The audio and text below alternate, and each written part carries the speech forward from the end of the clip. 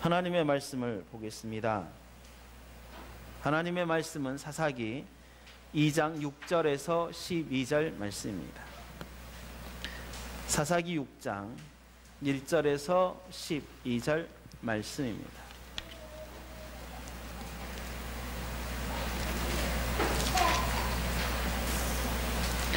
사사기 2장 6절에서 12절 말씀 제가 봉독해 드리겠습니다. 전에 여호수아가 백성을 보내매 이스라엘 자손이 각기 그들의 기업으로 가서 땅을 차지하였고, 백성이 여호수아가 사는 날 동안과 여호수아 뒤에 생존한 장로들 곧 여호와께서 이스라엘을 위하여 행하신 모든 큰 일을 본 자들이 사는 날 동안에 여호와를 섬겼더라.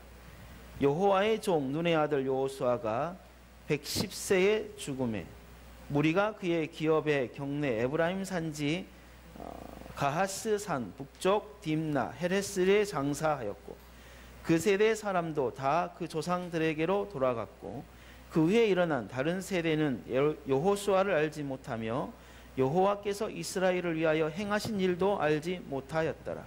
이스라엘 자손이 여호와의 목전에 악을 행하여 바알들을 섬기며 애굽 땅에서 그들을 인도하여 내신 그들의 조상들의 하나님 여호와를 버리고 다른 신들 곧 그들의 주위에 있는 백성의 신들을 따라 그들에게 절하여 여호와를 진노하시게 하였으되, 곧 12절까지 진노하게 하였으되.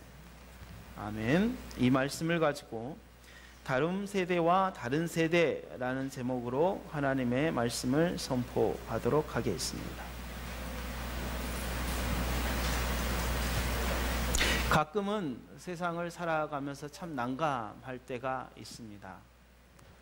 그거는 제가 전혀 배우지도 못했고 듣지도 못했고 보지도 못했던 것에 대하여서 나에게 요구할 때였습니다.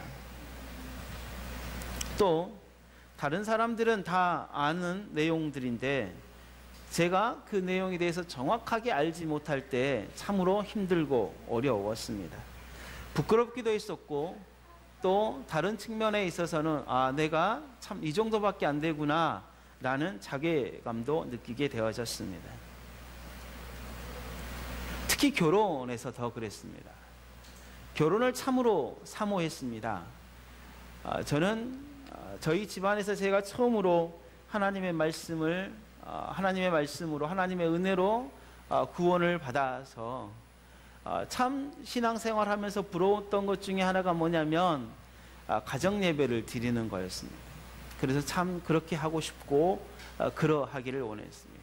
그리고 은연중에 정말 신앙생활을 잘하는 집안과 결혼을 해야 되겠다라는 마음들이 있었던 것 같습니다. 근데 거기까지였습니다. 거기까지. 결혼에 대한 구체적인 생각이나 부부가 무엇인지 가정이 무엇인지 전혀 알지 못했습니다. 그저 결혼해서 사는 것이 목표였던 것 같습니다. 어떻게 할지도 몰랐습니다. 어떤 상황에서 남편으로서 그리고 가장으로서 뭔가를 결정해야 할 때 정말 잘 몰랐던 것 같습니다. 결혼을 하면서 처갓집에서 살 수밖에 없는 환경과 여건들이 만들어졌습니다. 한 5년을 살았는데 참 좋았습니다. 왜냐하면 편했기 때문이죠. 왜냐하면 결혼을 했는데 결혼하지 않았던 어떤 삶과 생활 패턴이 비슷했던 거죠. 왜냐하면 장인 장모님이 계셨고 같이 함께 살았고 이렇게 생활도 함께 할 수 있었기 때문이죠. 그런데 문제는 뭐냐면 이제 두 사람이 떨어져서 독립해서 함께 살 때부터 문제가 발생한 거죠. 이게 부부라는 것에 대한 부부라는 것에 섰을 때에 이미 결혼을 한 지 오래고 희상이가 생기고 난 다음에 독립을 했기 때문에 이제 부부가 뭘까에 대한 고민은 이미 넘어가 버리고 이제 부모는 어떻게 해야 되지? 자식 걱정을 하는 거죠. 얘 교육을 어떻게 해야 되지? 그런 상황 속에서 집사람과 제가 둘만의 어떤 생각을 공유하고 마음을 맞춰가고 뭔가를 하는 것을 전혀 할 수가 없었습니다. 근데 그것을 한참 지난 후에 정말 몇 년 전부터 그 일들을 해가면서 뭔가를 맞춰갔던 것 같아요. 또 지금도 맞춰가고 있는 것 같고요. 부부의 관계가 원만하기에는 뭐 이렇게 서로 성품이 아주 뭐 이렇게 별나지 않기 때문에 괜찮았던 것 같지만, 그런 어떤 세부적인 거나 어떤 특별한 것들에 있어서는 많이 부딪혔던 것 같습니다. 특히 가정을 생각하면 가정이 뭘까? 왜 결혼했을까? 라는 것들에 대한 생각을 해보면 여전히 그랬던 것 같고, 정말 중요한 것을 알지만 가정에 대한 중요성, 자녀 교육에 대한 중요성, 부모의 중요성, 부모보다도 더 중요한 부부의 관계의 중요성도 알지만, 제가 우리 아버지, 우리 어머니의 상을 보면 야, 어떻게 이렇게 해서 결혼해서 살까? 할 정도가 아니겠습니까?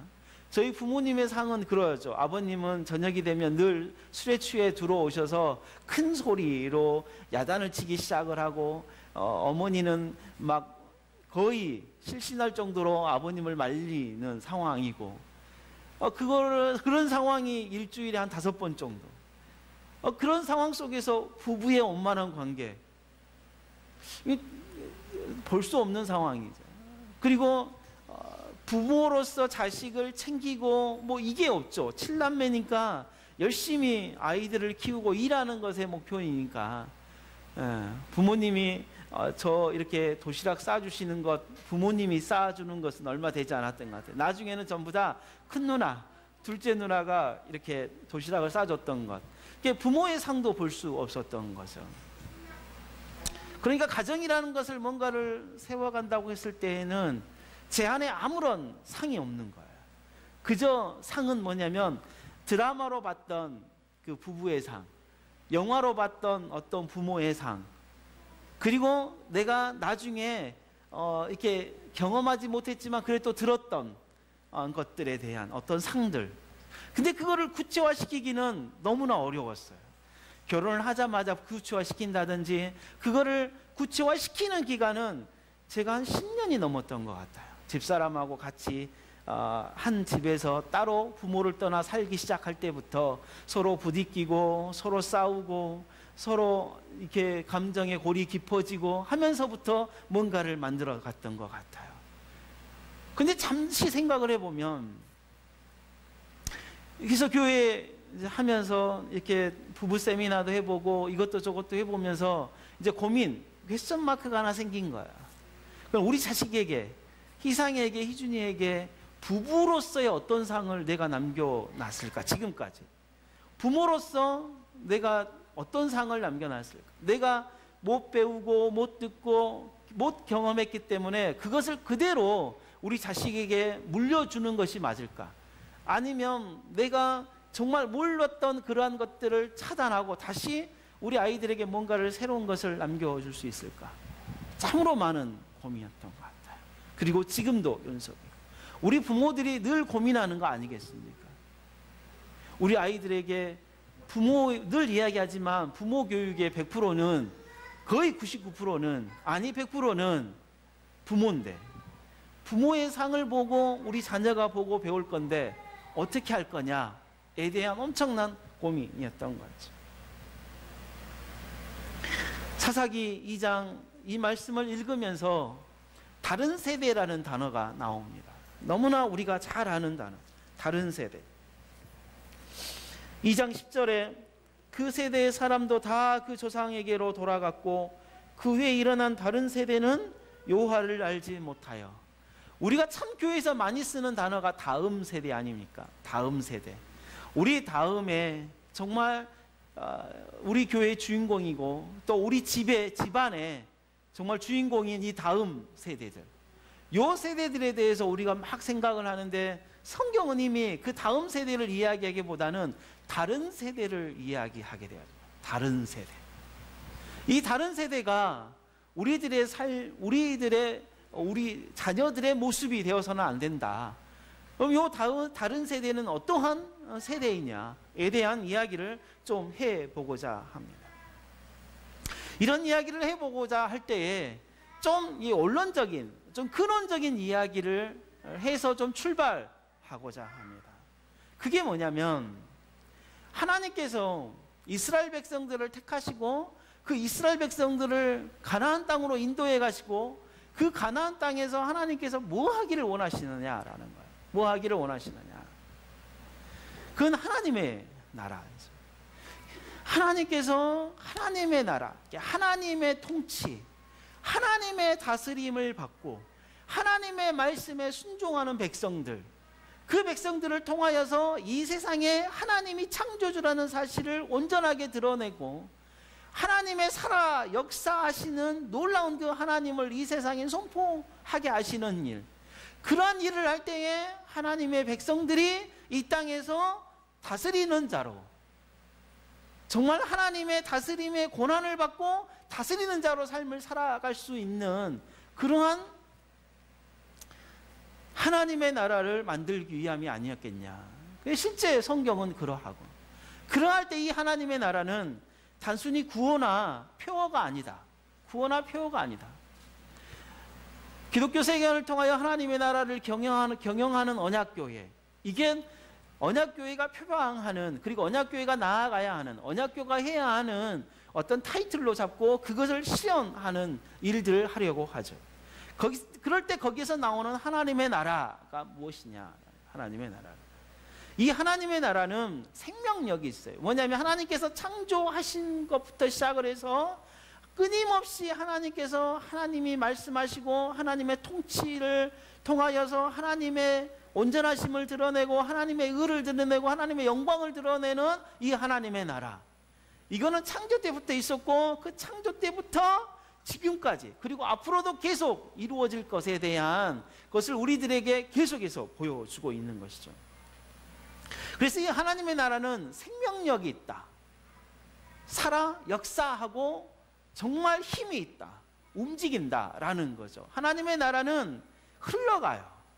계속해서 하나님의 나라는 발전하고 하나님의 나라는 더 구체화되고 하나님의 나라는 이 땅에서 더 현실감 있게 우리들에게 보여지게 되어지는 거죠. 그게 이스라엘 백성들을 애굽에서 구하여서 가나안 땅으로 인도해 가시는 이 모습이 하나님의 나라를 이 땅에서 구체화시키려는 첫 번째 어떤 모습이었습니다. 가나안 땅에서 하나님의 백성들이 하나님의 말씀을 가지고 살아가야 하는 일들, 그 일들을 하기 위해서 애굽에서 가나안 땅으로 이스라엘 백성들을 이끌고 오는데 한 달 정도면 가능했지만, 그러나 그 광야에서 너희들이 가나안에 들어가면 내 나라를 세울 것인데 내 나라를 세울 때에 법이 있어야 되지 않냐. 그 법을 제정하시고 광야에서, 그렇죠? 실제 나라가 세우려면 법이 있어야 돼요. 그 법을 1년 동안 시내산에서 제정하시고 그 이스라엘 백성들을 이제 가나안으로 데리고 가시죠. 그래서 가나안에서 내 법대로 너희들이 살아라. 그래서 그 40년 동안 정말 하나님의 말씀을 따르지 아니하는 그 이스라엘 백성들을 40년 동안 다 죽이시고 난 다음에 새로운 백성들을 광야에서 이렇게 세우셔서 가나안 땅으로 데리고 가시죠. 가나안 땅으로 데리고 가서 정말 열심히 하나님의 말씀을 가지고 살아가더라고요. 여호수아가 가나안 땅에 들어가면서 이스라엘 백성들에게 다짐받는 게 뭐냐면 그거죠. 나는 여호와의 말씀을 따르겠노라. 너희들은 어떻게 하겠냐. 그거였잖아요. 그리고 이 여호수아가 죽는 마지막 유언도 뭐냐면 나는 너희들이 지금 다짐해라. 여호와의 말씀만을 따르겠다라고. 이스라엘 백성들이 따르겠다고 약속하잖아요. 그게 뭐냐면 하나님의 나라, 하나님의 말씀에 순종하는 하나님의 나라, 살아 역사하는 거죠. 근데 그게 애굽에 살았던 이스라엘 백성들로만 끝이 아니라 애굽에서 탈출한, 애굽에서 끌고 나온 광야에 있는 이스라엘 백성들에게서도 연속적인 하나님의 나라예요. 하나님의 나라 때문에 그들을 끌고 나왔죠. 그들을 가나안으로 끌고 간 것도 뭐냐면 하나님의 나라 때문에 끌고 간 거예요. 그리고 가나안에서 하나님의 말씀에 따라서 삶을 살아가라 하신 것도 무엇 때문에? 하나님의 나라 때문에. 이처럼 하나님의 나라는 하나님께서 일하시는 시작이자 마지막인 거예요. 그리고 하나님께서 이스라엘 백성들을 만나는 모든 만남도 다 뭐냐면 하나님의 나라 때문에. 이처럼 하나님의 나라는 정말 중요한 거죠. 이 하나님의 나라가 구체화됐던 이스라엘 백성들의 근원은 아브라함부터 시작하죠. 아브라함, 아들이 없죠. 친아들, 진짜 아브라함과 사라를 통해서 난 아들, 그 아들을 통한 이삭, 그리고 이삭과 그 다음에 야곱. 그래서 성경은 아브라함의 하나님, 이삭의 하나님, 야곱의 하나님, 그렇게 말씀하시면서 아브라함에게 하신 약속, 언약, 그 하나님의 나라에 대한 언약을 구체화시켜 가시는 거죠. 그러나 이 가나안에서 아브라함부터 시작한 이스라엘 백성들의 하나님의 나라가 여호수아를 통하여서 가나안을 정복하고, 가나안에서 이제 실제적으로 구체적으로 이스라엘 백성들이 하나님의 나라를 이루어 살아가야 하는 이 사람들이 여호수아가 죽고, 이스라엘 땅에서 하나님의 말씀 그리고 하나님의 기적을 체험했던 사람들이 가나안에 와서 다 죽고, 그 세대들이 다 죽고 난 그 다음 세대들, 그러니까 광야 시절에 하나님의 기적을 경험하지 못했던 새로운 세대, 그 새로운 세대들이 다른 세대가 되어져서 여호와를 버리고 다른 신을 섬기게 되어져. 다른 신.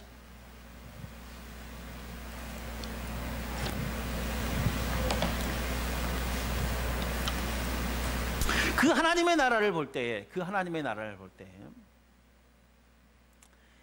이사야 40장 8절 말씀에 이런 말씀이 있습니다. 풀은 마르고 꽃은 시드나 우리 하나님의 말씀은 영원히 서리라. 우리가 잘 아는 것처럼 이 세상에 존재하는 모든 것들은 영원하지 않아요. 그러나 이 세상에 존재하는 것들 가운데 딱 두 가지가 영원해요.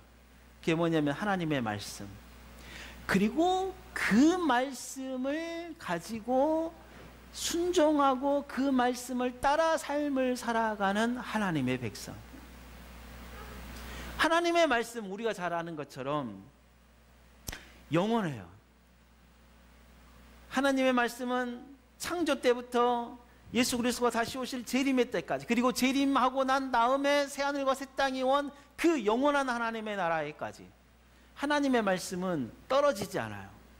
하나님의 말씀은 사라지지도 않아요. 하나님의 말씀은 변하지도 않아요. 영원해요. 그런데 그 말씀을 가지고 듣고 그 말씀을 실천하고 실현하는 하나님의 백성도 영원해요. 그래서 구원을 받은 하나님의 백성은 영원한 삶을 살아가는 거예요. 누구와 함께? 하나님과 함께, 하나님이 하신 말씀과 함께.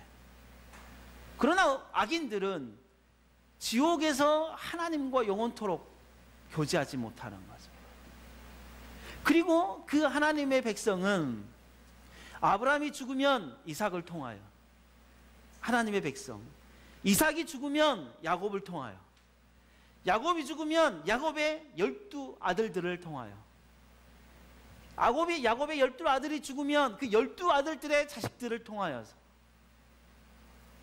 그리고 그 자식이 죽으면 그 다음 자식을 통하여서 계속해서 하나님의 말씀, 영원한 하나님의 말씀을 붙들고 영원한 말씀, 하나님의 말씀을 이 땅에서 실현할 하나님의 백성들도 끊이지 않는다, 이 말이에요. 예수 그리스도가 오실 그때까지. 그리고 지금 이 시대는 우리가 그 말씀을 붙들고 영원토록 살아갈 거예요. 그럼 우리만 끝이냐? 아니죠. 우리의 자녀들이 하나님의 영원하신 말씀을 붙들고 하나님의 나라를 이루어 가야 되는 거예요. 그게 뭐냐? 다음 세대라는 거예요. 그게 다음 세대. 그러나 사사기 오늘 본문에 나온 이 다른 세대는 영원토록 영원하신 하나님의 말씀을 붙들고 살아가는 다음 세대가 아니었어요. 다른 세대가 되어져 버린 거죠.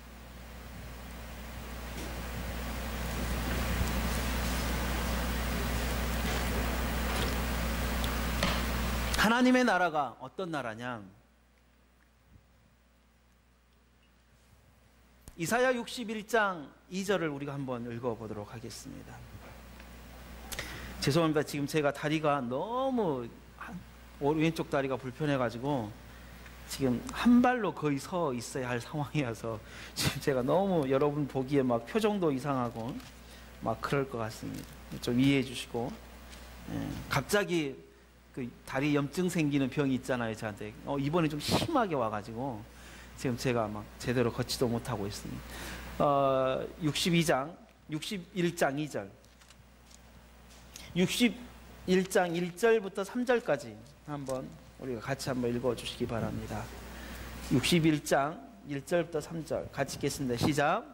주 여호와의 영이 내게 내리셨으니 이는 여호와께서 내게 기름을 부으사 가난한 자에게 아름다운 소식을 전하게 하려 하심이라. 나를 보내사 마음이 상한 자를 고치며 포로된 자에게 자유를, 갇힌 자에게 노임을 선포하며 여호와의 은혜의 해와 우리 하나님의 보복의 날을 선포하여 모든 슬픈 자를 위로하되 무릇 시온에서 슬퍼하는 자에게 화관을 주어 그 죄를 대신하며 기쁨의 기름으로 그 슬픔을 대신하며 찬송의 옷으로 그 근심을 대신하고 여호와께서 심으신 그 영광을 나타낼 자라 일컬음을 받게 하려 하심이라. 메시아가 와서 무슨 일을 할 거냐에 대한 말씀이 61장 1절부터 3절까지예요. 가장 큰 거는 그런 일을 하겠다. 마음이 상한 자를 고치고 포로된 자에게 자유를, 그 다음에 갇힌 자를 놓이겠다. 막 이런 말씀을 하셔요. 근데 이거는 일하시는 하나의 그 모습들이에요. 이게 그 목적이 아니라, 이게 목적이 아니라 일하시는 하나의 방법. 그 무엇이 목적이냐? 3절이죠. 3절. 막 위로도 하시고 막 그런 슬픈 자에게 화관도 주시고 막 그러는데 마지막 3절 마지막에 그들이 의의 나무 곧 여호와께서 심으신 그 영광을 나타낼 자라 일컬음을 받게 하려고. 그러니까 하나님의 영광을 드러내게 하시려고, 하나님의 영광을 드러내게 하시려고. 하나님의 영광을 알고 하나님의 영광이 이런 거구나, 이게 하나님의 영광이다 라고 막 하게 하시는 일들, 이게 메시아와 하나님의 백성들이 할 일이에요. 그게 무슨 나라냐? 하나님의 나라. 하나님의 나라의 모습이거든요. 그 하나님의 나라를 기대하는 거예요. 그 하나님의 나라를 기대하고 있을 때에 하나님의 나라가 예수 그리스도를 통하여 임하게 되어져요. 그래서 예수 그리스도가 오시면서 그렇게 이야기하죠. 마태복음 4장 17절에 회개하라, 하나님의 나라, 천국이 가까이 왔다 라고 그렇게 이야기하잖아요. 하나님의 나라가 가까이 왔다. 그래서 여기서 하나님의 나라가 바로 예수 그리스도로 말미암아 오신 날, 가까이 왔다는 뜻은 우리가 잘 아는 것처럼 요 교회 앞에 왔어, 여기 가까이 왔다는 뜻이 아니라 여기요, 지금 요 컵의 위치에 있는 위치가 가까이 왔다는 뜻이에요. 내가 손을 뻗으면 잡을 수 있는 곳, 이게 가까이 왔다는 뜻이에요. 지금 저 뒤에 있는 사람이 지금 가까이 왔다, 여기 아니에요. 내가 손으로 잡을 수 있는 위치. 그래서 회개하라, 하나님의 나라가, 천국이 가까이 왔다라고 하시는 말씀이 그 말씀이다. 그 말씀이다. 예수 그리스도로 말미암아 하나님의 나라가 임하였다. 내가 귀신을 쫓아냈다면 이미 하나님의 나라가 너희 가운데 임하였다. 그렇게 말씀. 하나님의 나라는 예수 그리스도로 말미암아 이 땅에 실현되어져서, 그래서 예수 그리스도로 말미암아 예수 그리스도의 이름으로 행해지는 모든 일들은 하나님의 나라의 일이에요. 공식적인 하나님의 나라에. 그건 우리가 잘 알아야 하는 거죠. 그래서 이 하나님의 나라는요, 천국이에요. 천국. 하나님의 나라는 말이 마태복음 4장 17절에서는 회개하라, 천국이 가까웠다. 누가복음 1장 15절에서는 회개하라, 하나님의 나라가 가까이 왔다. 우리가 용어를 성경에 나온 용어를 우리가 잘 사용했으면 좋겠어요. 왜냐하면 성경에 나온 용어를 사용해야 성경대로 이해를 해요. 성경에 나온 용어를 사용하지 못하면 이건 안 돼요.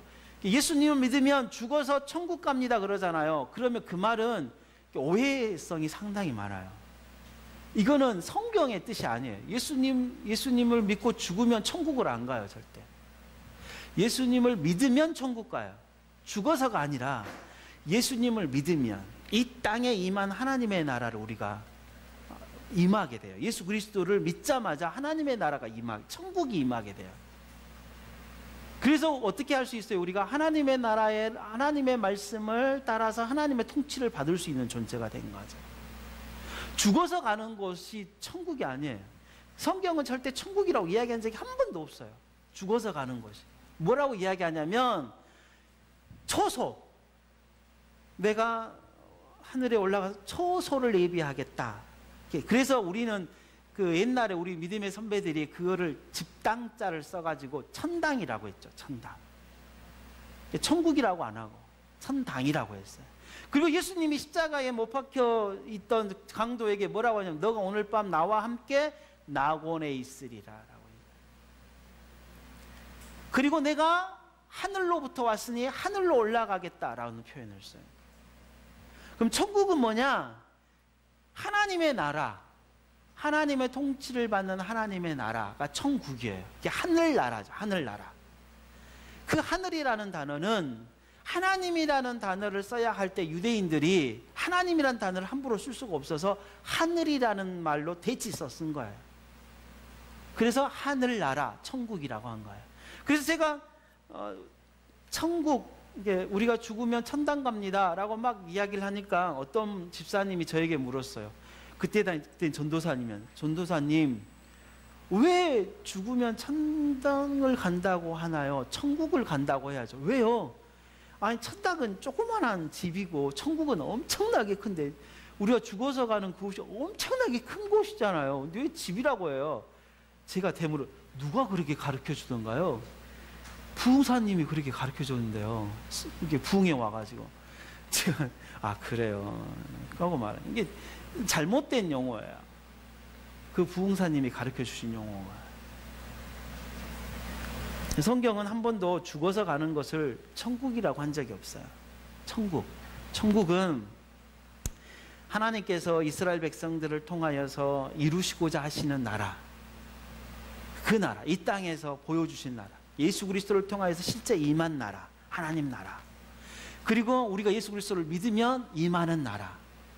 그리고 난 다음에 우리가 죽어서 천당에 가 있어요. 낙원에 가 있어요. 우리가 죽으면 낙원 가잖아요. 예수님과 함께. 예수님이 있는 낙원. 그리고 난 다음에 예수님이 재림하셔요. 거기로부터. 재림하시고 난 다음에 예수님께서 무엇을 하시냐면 내가 너희들을 위하여 의인들을 위하여 새하늘과 새 땅을 예비하노니 그 새하늘과 새 땅이 영원한 완전한 천국이에요. 그게. 그래서 우리가 좀 이렇게 예수님 믿으면 천국 갑니다 라고 할 때 그 천국을 새하늘과 새 땅을 생각하고 천국 간다고 하면 맞아요.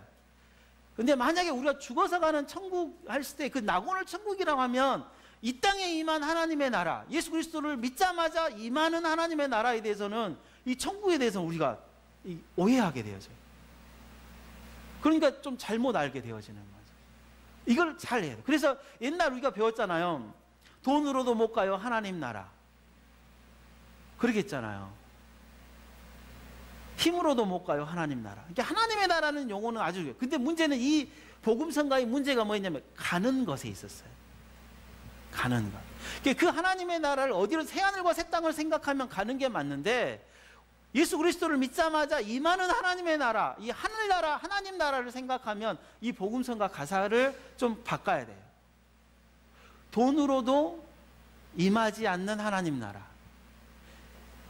믿음으로 임하는 하나님의 나라. 믿음으로 가는 나라, 하나님의 나라가 아니라 믿음으로 임하는 나라, 하나님의 나라. 이렇게 바꿔야 되는 거예요. 그러니까 하나님의 나라는요, 하나님께서 이 땅에 임하셔서 하나님의 백성이 살아가는 나라예요. 그게 하나님의 나라. 이게 너무나, 근데 이 교회가 하나님의 나라는 절대 아니에요. 왜 그러냐면 여기는 하나님의 말씀이 이미 실현되어지는 곳이기 때문에. 그래서 우리가 세상 속에서 하나님의 나라를 살아가는 것, 하나님의 나라의 백성으로 살아가는 것, 그게 세상 속에서 우리가 하나님 나라를 살아가는 거죠. 그럼 용어 정리가 좀 분명하게 있어야 되는 거예요. 그러할 때에 우리가 다음 세대에게, 우리의 자식들에게 무엇을 교육할 거냐? 이게 중요한 거죠. 왜 너희들이 믿음을 가져야 되는 거냐? 왜 너희들이 구원을 느껴야 되는 것이냐? 왜 너희들이 이 땅에서 우리 다음으로 하나님의 말씀, 이 교회에 너희들이 주인공이 되어야 되느냐? 왜? 라는 것이 중요한 거죠. 왜? 라는 것이. 그건 뭐냐면 하나님의 말씀이 실현되는 하나님의 나라, 그 하나님의 나라가 우리를 통하여서 이루어질 뿐만 아니라 그 하나님의 나라는 영원하기 때문에 우리의 다음 세대가 그 하나님의 나라를 이어받아야 하기 때문인 거예요. 그래서 하나님의 나라를 위해서 우리 다음 세대를 키워내야 되는 거예요. 그럼 뭐 때문에? 우리 다음 세대가 키워져야 되는 거예요. 내가 하나님께 복을 받았으니까 이 복을 그대로 우리 자식이 받아야 하기 때문에 너희들이 하나님을 잘 믿어야 된다. 그것도 좋을 수 있어요. 근데 그거는 이게 본질을 좀 벗어난 격가지 것들을 우리가 주는 거예요. 우리 자식들이 부자가 안 될 수도 있잖아요. 부자가 안 될 수도 있는데 그러면 우리 자식들은 이게 하나님을 좀 멀리 떠나버리는 경이 되어버려요.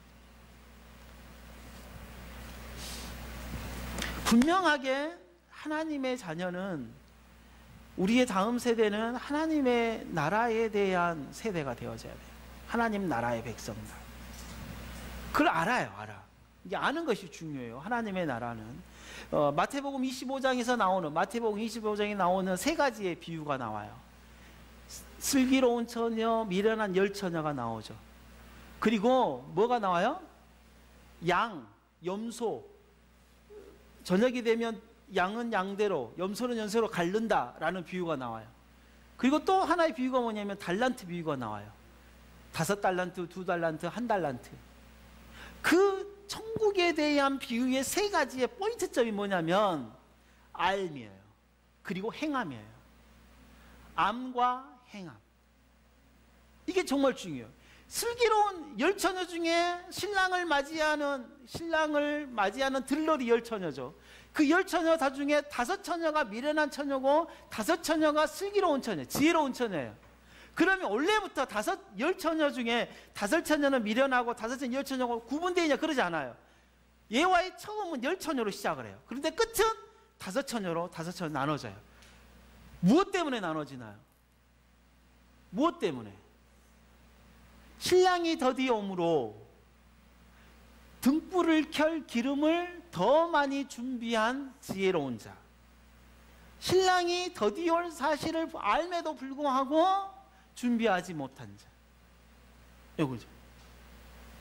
거기에 뭐가 있냐면 알고 준비한 슬기로운 5처녀하고 알지만 준비하지 못한. 그리고 염소와 양의 비유는 뭐냐면 몰라요. 뭘 모르냐면 의로운 사람은 내가 의로운 행위를 한지를 몰라요. 그러나 악인은 자기가 의로운 행위를 했다고 막 생각을 하는 거예요. 의로운 행위를 생각했다. 그리고 또 하나는 이 의인과 악인이 두 부류가 나눠주는 가운데 특징이 뭐냐면 자기들은 알고 해요. 악인들은 알고 해요. 내가 알고 하나님을 막 섬겼다, 알고 예수님을 섬겼다 하나 몰라요. 나중에 판결을 보니까 너희들은 실제 모르는 거다. 알에 대한 아주 중요한, 그리고 결정적으로 달란트 비유에서는 뭐를 이야기하냐면 3명의 종이 나오잖아요. 5달란트 받은 자, 2달란트 받은 자, 1달란트 받은 자 나오잖아요. 이들들 가운데 첫 번 5달란트 받은 자, 2달란트 받은 자는 주인에게 그 달란트를 받고 즉시 가서 장사를 해요. 주인이 달란트를 왜 준지를 알아요. 그래서 그거를 받자마자 즉시로 가서 장사를 막 하거든요. 근데 1달란트 받은 자는 받고 감춰놔요. 주인이 왜 이 달란트를 주는지를 몰라요. 그리고 그걸 가지고 행동을 하지 않아요. 우리 자식들에게 아주 중요한 일이에요. 왜 우리가 우리 자식들을 가르쳐야 하고, 왜 이 자식들에게 다음 세대에 대한 말을 부여하고 어떻게 해야 되는지에 대한 그 안과 그리고 행동, 이 두 개가 맞아 떨어져야 되는 거예요.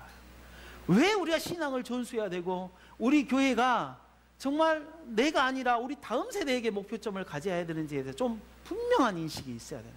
분명한 인식. 명확해야 된다 이 말인 거죠. 우리가 그 작업들을 좀 해가야 돼요.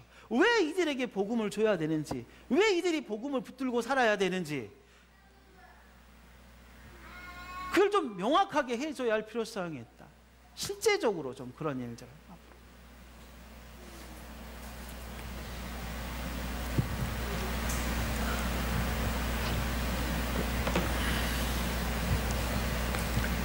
그래서 지금 우리들은 우리의 시대를 열심히 살아가야 돼요. 아주 열정적으로 살아가야 됩니다. 그러나 지금 이 시대가 끝이 아니에요. 우리 다음 세대가 있어요. 그러니까 우리가 지금 열정을 품고 사는 이 모든 일들은 다음 세대에게 향해야 돼요. 다음 세대를 위한 것이 돼야 돼요. 우리 자식들, 요 어린 세대들을, 우리 청년 세대들, 대학생들, 중고등학생들, 요 세대들에게 포인트가 맞춰져야 돼요. 모든 것들.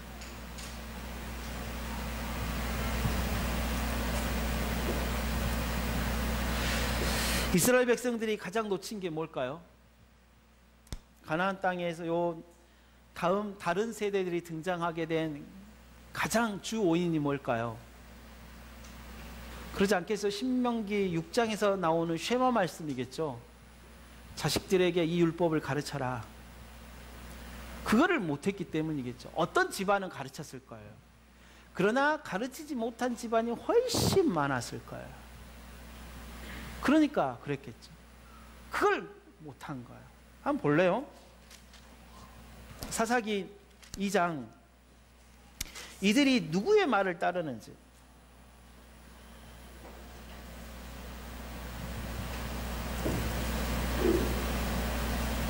12절 같이 한번 읽읍시다. 시작.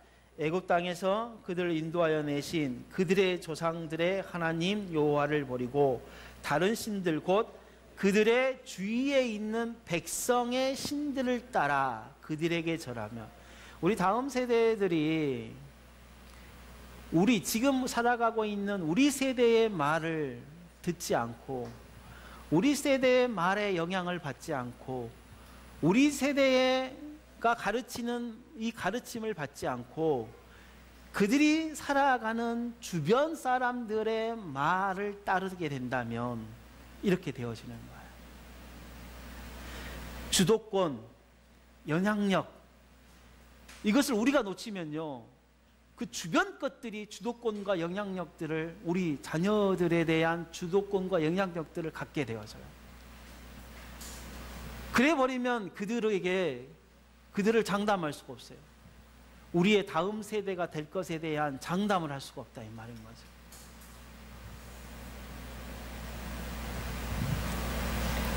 그러하기 위해서 세 가지만 좀 이 시간 언급하도록 할게요. 무엇보다도 시계에 집중하기보다는 나침판에 집중해야 된다. 우리가 잘 아는 말이잖아요. 방향성이죠. 우리 자녀를 왜 어떤 방향으로 가르칠 거냐에 대한 방향성이 참 중요해요. 우리들은 이거를 참 놓칠 때가 많아요. 그러지 않나요? 왜냐하면 우리는 일상, 늘 반복되는 삶을 살아가기 때문에. 아침에 일어나면 야 얼른 일어나야 오늘도 지가 하겠다. 그리고 내일이 되면 야 일찍 일어나야 숙제는 했냐. 이게 매번 반복이 되잖아요. 매번 반복이 되면 우리는 놓쳐버려요. 왜 숙제를 해야 되는지, 왜 일찍 일어나야 되는지, 왜 공부를 해야 되는지 방향성을 놓쳐버려요. 우리의 삶도 그러잖아요. 우리 어른들도 그러잖아요. 아침에 일어나면 그냥 눈을 뜨기에 바쁘게, 눈 뜨기에 바쁘게 막 푸랴푸랴 해가지고 직장 출근해서 직장 일을 막 처리하다가 힘들게 집에 돌아오면 또 쉬고 잠자고 일어나고 또 가고, 이런 일상의 반복이 있다 보니까 어떻게 해요? 방향성을 놓쳐버려요. 내가 왜 이렇게 살고 있나? 내가 꼭 이렇게 10년을 이렇게 살았는데, 아니 내가 20년을 이렇게 살았는데 또 내가 이렇게 살아야 되냐? 우리들도 놓치기 쉬운 거라니까요. 여러분, 하나님의 나라는 방향성이잖아요. 믿음은 방향성이에요. 뭐냐면 하나님에게 향하는 거예요. 우리의 모든 삶과 행동이 하나님에게 향하지 않는 게 있어요. 다 하나님에게 향하는 거예요. 그 방향성을 잃어버리면 우리가 흔들려 버려요. 배가 가야 할 목적지를 향해서 분명하게 그 나침판을 보고 가야 되잖아요. 비행기가 인천공항에 떠서 캐나다 거기에 내려야 되는데 이 비행기가 방향을 잃어버리면 다른 데로 가버리잖아요. 우리의 인생도, 우리가 자녀들을 교육하는 것도 거기에 있어야 되는 거예요. 우리 아이들을 어디로 향해 가게 할 거냐? 하나님의 나라를 향해 가게 할 거냐? 무엇에 향해 갈 거냐? 하나님의 나라를 향하지 않으면 방향을 놓쳐버리고 종착점이 다른 데 가버려요. 분명하게 하나님의 나라를 가야 돼요. 이 하나님의 나라가 우리들의 사명, 모든 성도들에 대한 사명이거든요. 그 사명을 좀 분명하게 우리가 갖고 나아가자. 두 번째는 이 다음 세대들을, 교회와 가정의 다음 세대들을 좀 키워야 되는데, 이들을 좀 성경적 세계관을 갖게, 성경으로 무엇이든지 판단하고 생각할 수 있도록 좀 만들어내야 되는 거야. 그러지 않겠어요? 그 다음에 좀 성도로서의 좀 자존감을 갖게 해야 돼요. 나는 성도다. 성도로서 나는 누구냐, 어떻게 살아야 되냐, 그게 좀 명확해질 수 있겠죠. 그게 좀 분명하게 좀 나와야 되는 거예요. 그리고 교회아로서의 습관을 좀 갖게 해야 돼요. 교회아. 교회 사람인 거죠. 교회 사람. 나는 교회 사람이다. 성경은 늘 이야기해요. 교회가 가장 우선이에요. 그리고 가정이에요. 그리고 개인이에요. 왜냐하면 하나님의 말씀이 교회로 와서 교회로부터 가정으로 흘러가고 가정으로부터 성도들에게 흘러가거든요. 하나님의 말씀은 그래요. 근데 이게 순서를 틀어버리면 안 돼요. 근데 이것을 순서를 정확하게 우리가 잘 잡아왔어요. 근데 잘 잡아왔는데 좀 변질됐죠. 뭐냐면 어떤 일에 있어서 집의 일을 보다는 교회 일이 우선이다. 교회 행사가 우선이다. 그래서 막 집에 어떤 일을 놔두고 막 교회에서 살고 교회 행사를 막 이렇게 바뀌어버려서 이게 문제죠. 이것에 대한 좀 순위를 좀 잘 잡으면 좋겠어요. 하나님의 말씀이 교회로 나오고 교회로부터, 그리고 그 교회로부터 말씀이 가정으로, 가정으로부터의 말씀이 우리 자녀들에게, 이 순서를 잊어버려서는 안 돼요. 그것을 또 변질시키면 안 돼요. 절대. 이게 안 그러면 이 순서가 완전히 바뀌어져 버리는 거예요.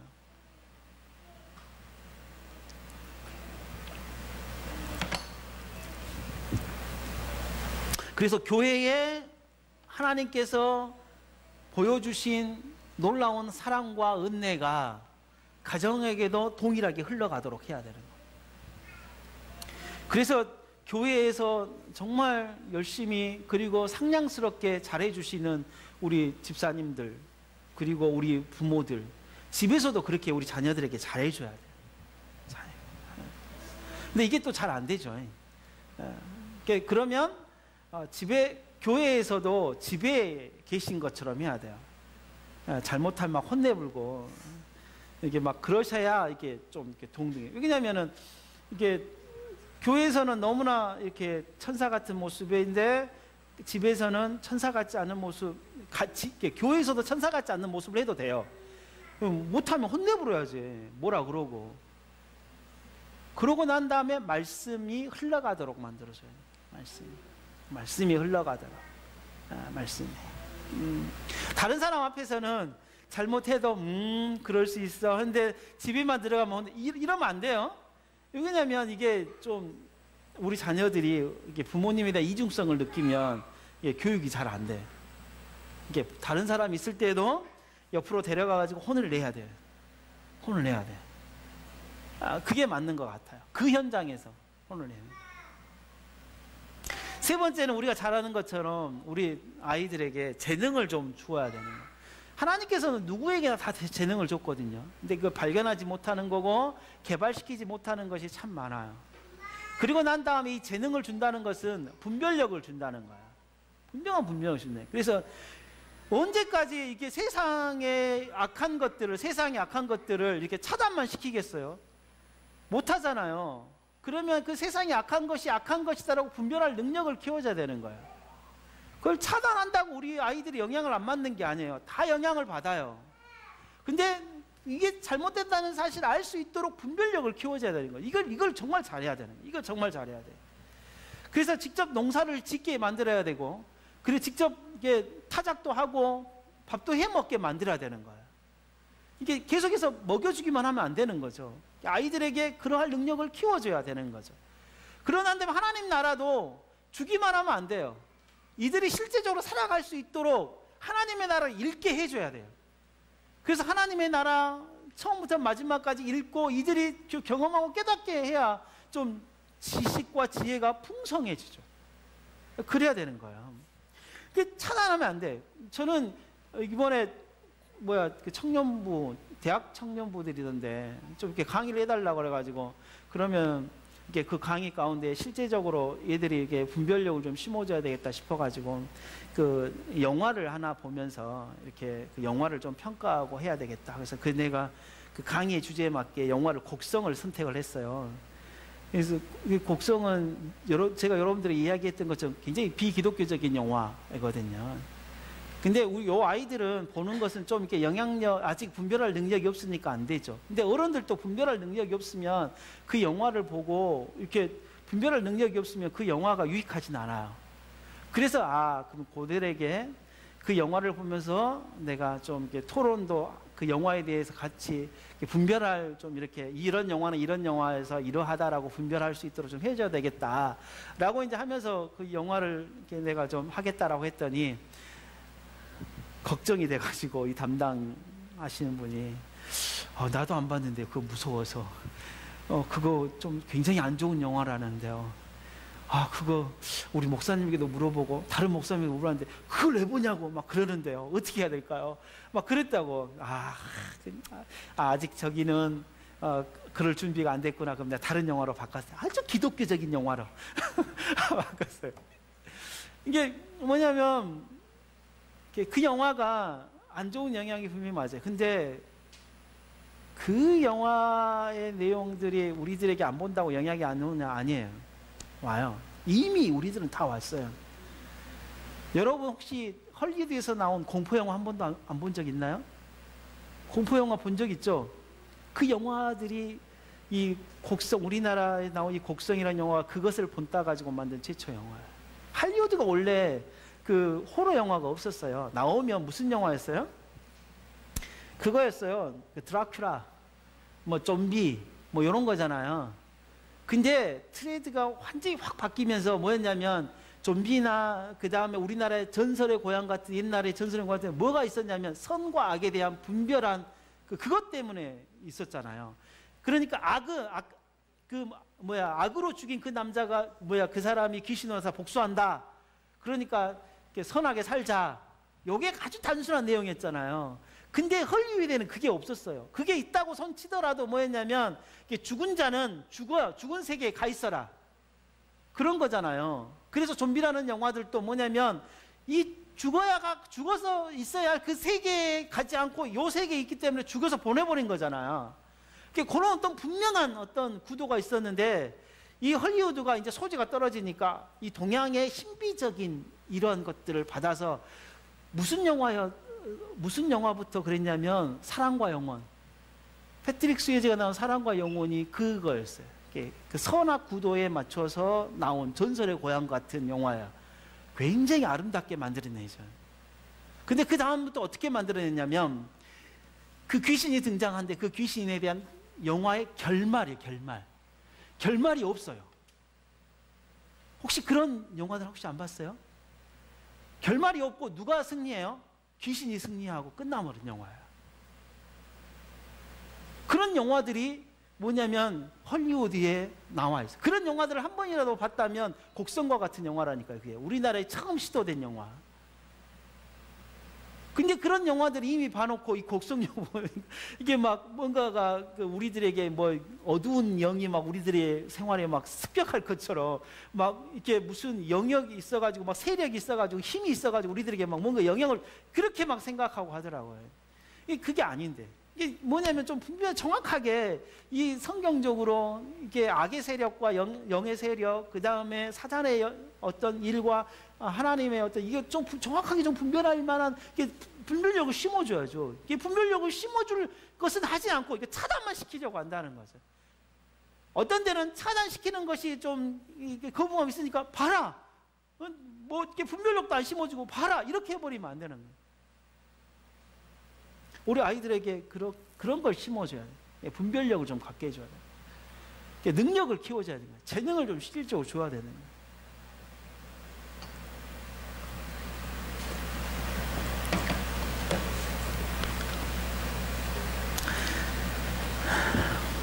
하나님께서 우리만 지금 살도록 지금 구원으로 부르신 게 절대 아니다. 정말 하나님께서는 이미 우리의 믿음의 선배들을 통하여서 우리를 구원으로 인도해 오셨고 또 우리를 통하여서 우리 다음 세대를 통하여서 구원으로 인도해 가실 거다. 무엇 때문에? 하나님의 나라, 영원하신 하나님의 나라를 위해서 그렇게 가신다. 그러면 우리의 분명한 방향성은 우리 자녀들을 교육시키는 분명한 방향성은 하나님의 나라여야 된다. 그리고 그 하나님의 나라를 분명하게 가르쳐줘야 된다. 그리고 우리 아이들을 성경적으로 좀 훈련시키고 좀 해줘야 된다. 우리 아이들에게 그럴 뿐만 아니라 분별할 능력을 좀 키워줘야 된다. 그러하기 위해서는 좀 우리 아이들에게 실제적인 그리고 좀 원론적인 교육들을 좀 제대로 해야 된다. 그래서 이사야, 여호수아와 그 함께 살았던 세대들이 다 죽고 그 다음에 일어난 세대들이 다른 세대가 되어져 버려서 정말 하나님을 온전히 섬기지 못했던 그런 백성들을 보면서 우리 언약교회도 우리뿐만 아니라 우리 다음 세대들에게 정말 하나님의 나라를 온전하게 물려주고 그들이 하나님의 나라를 온전하게 이루어 가도록 하는 우리 모두가 되시고 또 언약교회가 되시고 우리 각각의 가정들이 그리고 부모들이 되시기를 바랍니다. 시간 함께 기도하겠습니다.